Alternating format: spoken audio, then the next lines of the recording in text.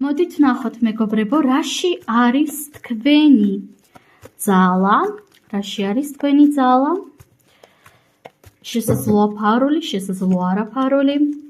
და პირველ რიგში თქვენი ძალა ხშირ შემთხვევაში არის იმაში, რომ თქვენ ყოველთვის როგორც ჩანს არა, მაგრამ ძალიან ხშირად გამოგდით ადამიანების სწორად დაფასება და სწორად შეფასება და რას გულისხმობ?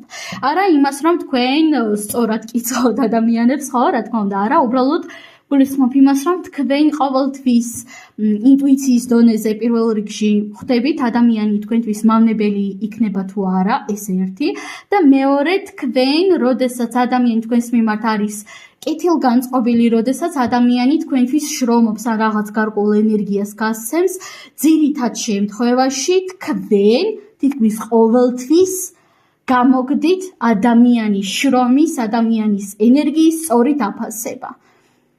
მარტივად რომ ითქვას და მოკლედ, თქვენი ძალა არის მადლიერებაში. ასევე თქვენი ძალა არის იმაში, რომ თქვენ ძალიან კარგად შეგიძლიათ რომ შთააგონოთ როგორც ირგვლივ მყოფები, ასევე საკუთარი თავი, ასე ვთქვათ, ცეცხლი გიკიდიათ ძალიან ხშირად. ძალიან მარტივად აძლევთ როგორც საკუთარ თავს, ასევე ირგვლივ მყოფებსაც მოტივაციას. დავამატოთ კიდევ ერთი ან ორი არკანი, რაში არის თქვენი ძალა?